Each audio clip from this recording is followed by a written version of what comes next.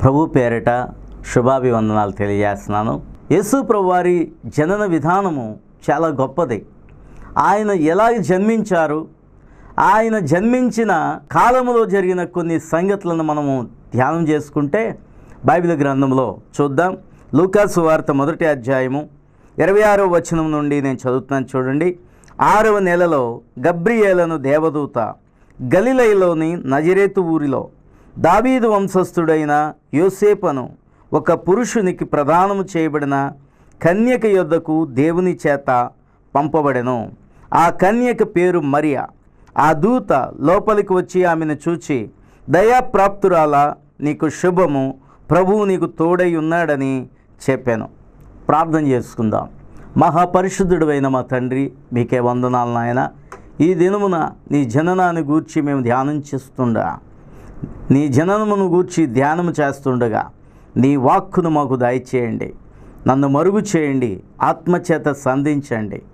నాలుకను, నోటిని, పెదవులను నీ పరిశుద్ధాత్మ అగ్ని చేత కాల్చి పుటము వేయబడిన నీ బంగారు మాటలు వచిస్తుండగా ఈ వాక్య సందేశము అందరికీ దీవెనకరంగా ఉండటానికి సహాయం చేయమని యేసు నామమున ప్రార్థన చేయుచున్నాము తండ్రి, ఆమేన్. సృష్టికర్త అయిన దేవుడు మొట్టమొదట పరలోక రాజ్యాన్ని సృష్టించిన తర్వాత తన సృష్టికి ప్రారంభముగా మొట్టమొదట చేసినవి దేవదూతలు. అయితే ఆ దేవదూతలలో గబ్రియేలు అనే దూతకు సమాచారము తెలియజెప్పే దూత అని పేరు. ఈ గబ్రియేలు అనే దూత మరియమ్మ దగ్గరకు వచ్చింది. ఆ మరియ కన్యక. ఆ మరియను గూర్చి మనం చదవబడిన భాగంలో ఆమె యోసేపును ఒక వ్యక్తికి ప్రదానము చేయబడ్డది. నిజమే, వివాహానికి ముందుగా ప్రదానం చేస్తారు కదా. ప్రదానం అంటే సగం పెళ్ళి అయిపోయినట్లే అని అర్థం. అయితే ఈ ప్రదానం చేయబడిన ఈ కన్య మరియ దగ్గరకు గబ్రియేలు అనే దూత వచ్చి ఒక సమాచారాన్ని తెలియజేస్తున్నాడు. ఆ సమాచారము దేవుడే పంపగా ఆ సమాచారాన్ని దూత తెలియజేస్తున్నాడు. మరియ దగ్గరకు వచ్చి, ఓ దయాప్రాప్తురాలా అని ఆ దూత మాట్లాడటం మనం చూస్తున్నాం. ఎందుకంటే మరియ చాలా పవిత్రురాలైన కన్యక. నిజంగా భక్తిలోను విశ్వాసంలోను ఎదిగిన కన్యక. చెప్పాలంటే మరియను గూర్చి మనం ధ్యానం చేసినట్లయితే మరియ చాలా సుగుణాల సంపన్నతను కలిగిన కన్యక. చాలా వినయము విధేయతలు కలిగిన కన్యకగా ఉంది. అందుకనే దూత అంటుంది, నీ వినయానికి తగినట్లుగా నీవు కరుణను సంపాదించుకున్నావు. ఈ రోజున దయాప్రాప్తురాలా, నీకు ఒక శుభాన్ని తెలియజేస్తున్నాను, విను అంది. మరియకు చెప్పబడిన ఆ వార్త ప్రపంచానికి శుభవార్తే, కానీ చెప్పాలంటే మరియకు అది చాలా కఠినమైన వార్త అని చెప్పవచ్చు. ఎందుకంటే ఆ దూత చెప్తుంది, దయాప్రాప్తురాలా, ప్రభువు నీకు తోడై ఉన్నాడు అనగానే ఆమె నిజంగానే ఆ దూతను చూసి చాలా భయపడ్డది, కంగారు పడ్డది. ఏంటో ఆ వార్త, మరి దేవుడే నాకు సమాచారం తీసుకొచ్చాడంటే ఆ వార్త ఏంటా అని ఆమె చాలా ఆశ్చర్యపడ్డది. ఆ దూత అంటున్నాడు, దేవుని వలన నీవు కృప పొందితివి, ఇదిగో నీవు గర్భము ధరించి కుమారుని కని ఆయనకి యేసు అను పేరు పెట్టుదవు. ఆయన గొప్పవాడై సర్వోన్నతుని కుమారుడు అనబడును. ప్రభు అయిన దేవుడు ఆయన తండ్రి అయిన దావీదు సింహాసనమును ఆయన కిచ్చును. నీవు గర్భాన్ని ధరించి కుమారుని కంటావు, ఆ కుమారునికి యేసు అనే పేరు పెట్టబడుతుంది అని ఆ దూత చెప్పగానే మరియ నిజంగానే చాలా భయపడ్డది, కంగారు పడ్డది. ఆమె అంటుంది చూడండి 34వ వచనంలో, అందుకు మరియ, నేను పురుషుని ఎరుగని దానినే, ఇది ఎలాగ జరుగునని దూతతో అనగా. నిజంగానే ఆమె కంగారు పడిపోయి, అయ్యో నేను అసలు ఆ పురుషుణ్ణి ఎరుగని దానను. నిజంగానే మరియ చాలా పవిత్రురాలుగా, పురుషుడంటేనే తెలియని విధంగా ఆమె పెరిగింది. యుక్త కాలంలో ఆమెకు ఆ యోసేపు అనే వ్యక్తితో ప్రధానమైంది. ఇలాంటి సమయంలో మరి నువ్వు గర్భాన్ని ధరిస్తావు అనగానే మరియ సంతోషించలేకపోయింది, కానీ కంగారు పడిపోయింది. నేను ఎలాగ గర్భాన్ని ధరిస్తాను, అసలు నాకు పురుషుడే తెలియదు అని ఆమె చెప్తుండగా ఆ దూత ఏం చెప్తుందో వినండి. దూత, పరిశుద్ధాత్మ నీ మీదకి వచ్చును, సర్వోన్నతుని శక్తి నిన్ను కమ్ముకొనును, గనుక పుట్టబో శిశువు పరిశుద్ధుడై దేవుని కుమారుడనబడును. నీవు గర్భాన్ని ధరించేది పురుషుని వలన కాదు, కానీ పరిశుద్ధాత్మ శక్తి ద్వారా నీవు గర్భాన్ని ధరిస్తావు. ఆయన దేవుని కుమారుడు అనబడును అని ఆ దూత చెప్పింది. నిజంగానే మరియా ఆ మాటకు నిజంగానే ఏం చేసిందో తెలుసా అండి? ఆమె ఈ లోకం పెట్టే అవమానాన్ని సహించడానికి ఆమె ఒప్పుకుంది. మరియలో ఉండే ఉత్తమమైన గుణం ఏంటంటే, అటువంటి గొప్ప కుమారుణ్ణి నేను కనటానికి మరి దేవుడిచ్చిన అవకాశం అని ఆమె అనుకుంది. ఎందుకంటే దేవుడు నిజంగానే ఆయన కార్యాలు చేయటానికి కొంతమందిని ఎన్నుకుంటాడు. ఆ ఎన్నుకొనబడిన వాళ్ళు నిజంగానే పవిత్రమైన పరిశుద్ధమైన జీవితాన్ని గడిపేవారైతేనే ప్రభు సేవకు, ప్రభు పనికి ఆయన వినియోగించుకోవడానికి ఇష్టపడతాడు. ఈ లోకంలో ఎంతోమంది కన్యకలు ఉంటుండగా ఆనాటి కాలంలో ప్రవక్తలు ఎంతోమంది ప్రవచించిన ఆ దైవ కుమారుడు పుట్టడానికి యోగ్యురాలుగా మరియమ్మను దేవుడు ఎన్నుకున్నాడు. దేవునికి స్తోత్రం చెల్లిందా. ఎందుకంటే మరియ విధేయత దేవునికి నచ్చింది, మరియ పవిత్రత దేవునికి నచ్చింది.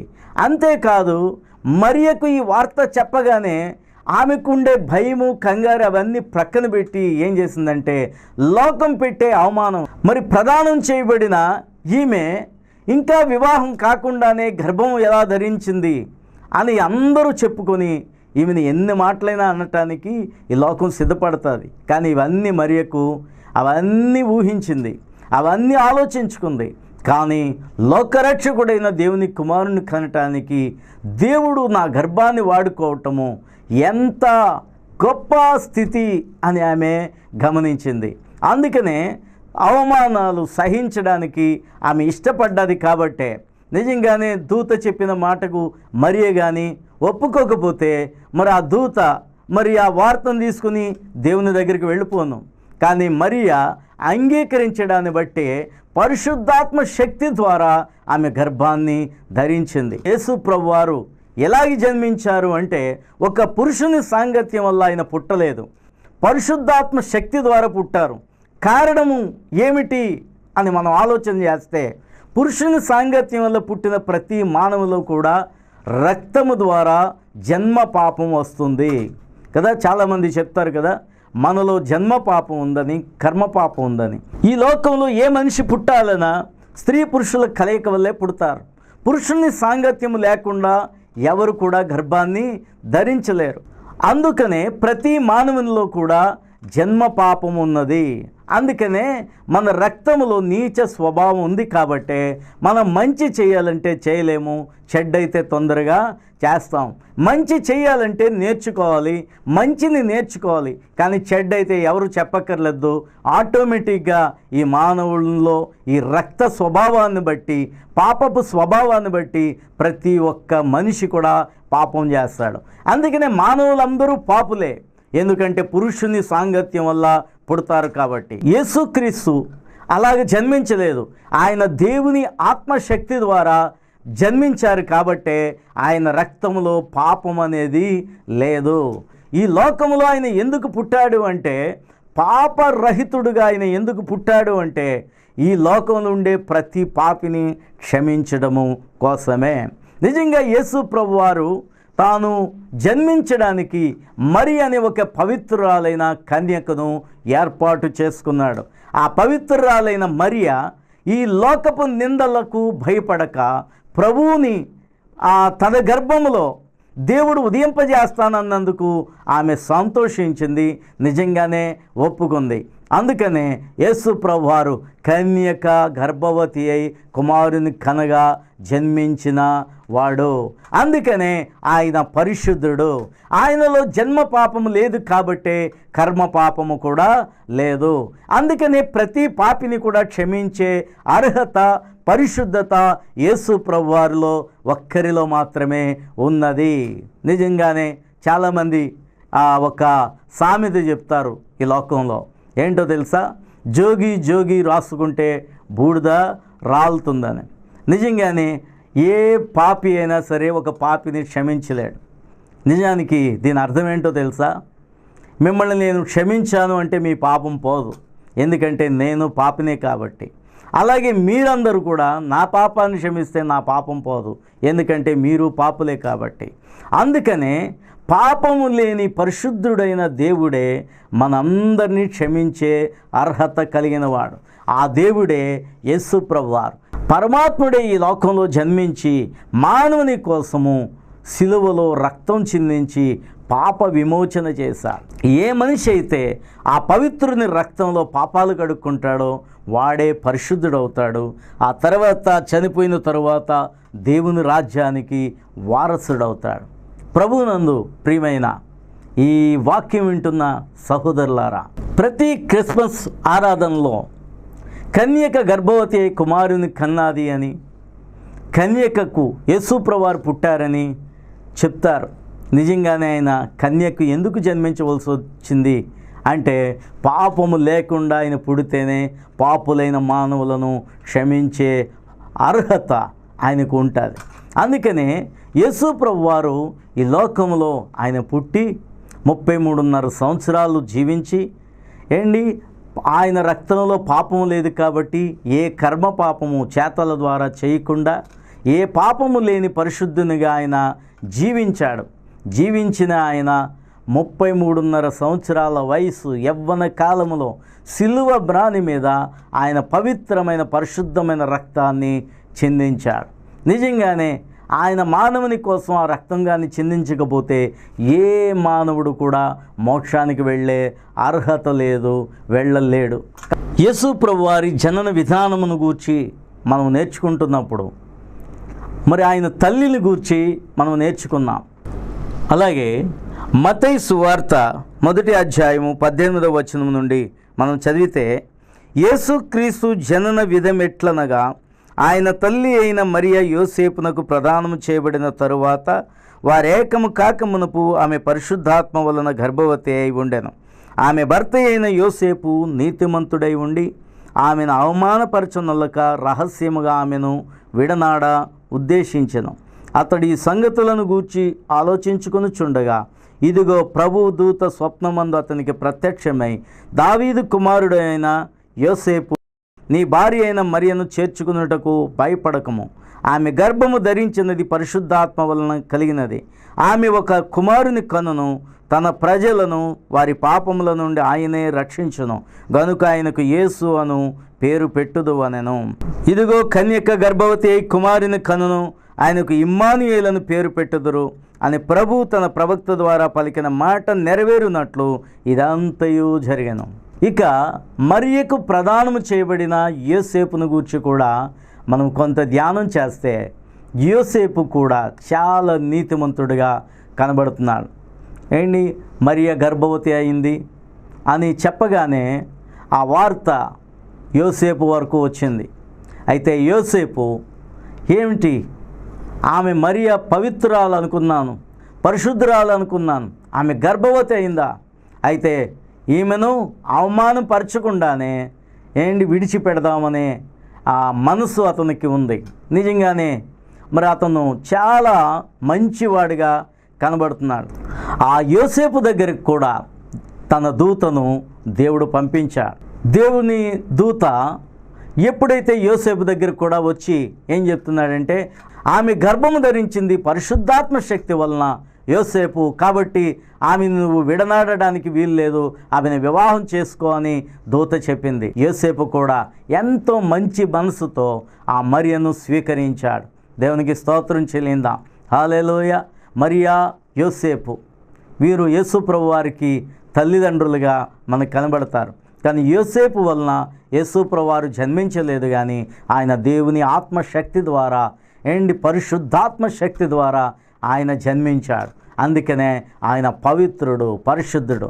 యేసు ప్రభు వారికి ఒక తండ్రిగా పిలువబడటానికి కూడా ఒక మంచి వ్యక్తిని దేవుడు ఏర్పాటు చేసుకున్నాడు అనే విషయాన్ని మనం ఇక్కడ గ్రహించగలం. ఎందుకంటే ఆ నోట ఈ నోట అందరి నోట విన్న మాటలు అతను విన్నాడు. అయితే మరియను అవమానించకూడదనే ఒక మంచి వ్యక్తిత్వాన్ని కలిగిన వాడు, నీతిమంతుడిగా అతడు ఉన్నాడు. కాబట్టి అతనికి కూడా ఏ సందేహము అపోహలు ఇక లేకుండా ఉండటం కోసము దేవుడే తన దూతను పంపించి అతని సందేహాన్ని తీర్చాడు. ప్రవక్తల నోటంట ఏదైతే ప్రవచింపబడ్డాదో ఆ వాక్య నెరవేర్పు కోసమే ఆమె గర్భాన్ని ధరించింది. కాబట్టి ఆమెను చేర్చుకునేటప్పుడు మరి చక్కగా యోసేపు మరియను చేర్చుకున్నాడు. చక్కగా మరి ఆ యొక్క కుటుంబము కట్టబడ్డాది. నిజంగా దేవుడు ఎంత పరిశుద్ధుడు.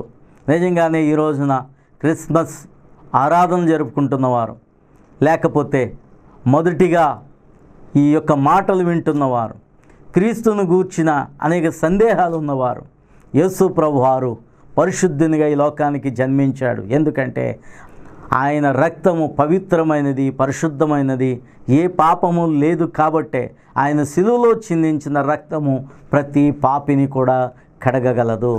ఈ లోకంలో ఏ దేశంలో పుట్టినా, ఏ జాతిలో పుట్టినా యేసు ప్రభువారు చిందించిన పవిత్రమైన రక్తములో మన పాపాలు కడుక్కోకుండా మనం కానీ చనిపోతే మోక్షానికి వెళ్ళలేం.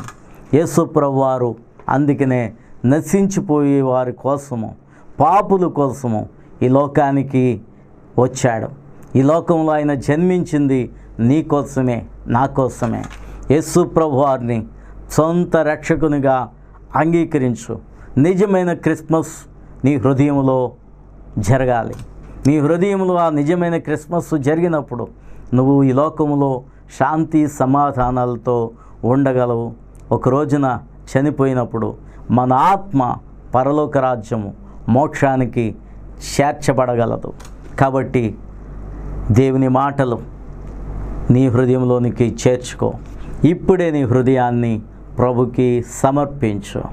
ఆ పరిశుద్ధుడైన దేవుడే నీ పాపముల నుండి నిన్ను విమోచింపగలిగిన దేవుడు. కళ్ళు మూసుకోండి, ప్రార్థన చేద్దాం. మహాపరిశుద్ధుడైన మా తండ్రి, నీ వాక్యం ద్వారా అందరితోనూ మాట్లాడా ప్రభా. ఇదో తండ్రి, ఈ వాక్య సందేశాన్ని విన్న ప్రతి ఒక్కరూ ఇదో నీ రక్షణ మార్గంలోనికి రావటానికి సహాయం చేయండి. నువ్వు నిజ రక్షకుడు అని గ్రహించే జ్ఞానమును ప్రతి ఒక్కరికి అనుగ్రహించమని, వారికి అశాంతిని తీసివేయండి, అనారోగ్యాలు తీసివేయండి. ఇదో నీ రక్తంలో స్వస్థత ఉంది ప్రభువా. ఈ కార్యక్రమాన్ని చూస్తున్న ప్రతి ఒక్కరిని ఇప్పుడే ముట్టండి, తాకండి, స్వస్థపరచండి. ఇరుకులు, ఇబ్బందులు, సమస్యలు, బంధకాల నుంచి విడుదల చేయమని యేసు నామమున ప్రార్థన చేయుచున్నాము తండ్రి, ఆమెన్. ఈరోజు పెళ్లి రోజు జరుపుకుంటున్న బ్రదర్ కుమార్ జ్యోతిలను దేవుడు దీవించి ఆశీర్వదించునుగాక. వారి కుటుంబంలో ఐక్యత, ప్రేమ, శాంతి, సమాధానంలో దేవుడు నింపునుగాక. Happy wedding anniversary brother Kumar and sister Jyoti. God bless you.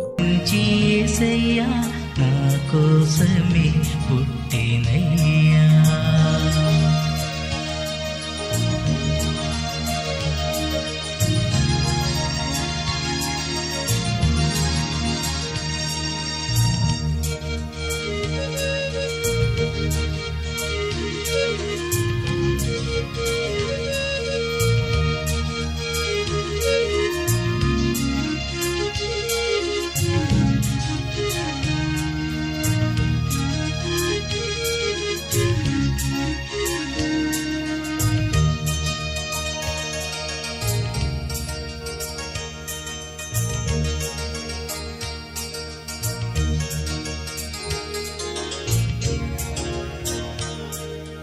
దీనాతి దీనుడై పశువుల పాకలో, మరియమ్మ వడిలో, ఆ చెల్లెంచలిలో.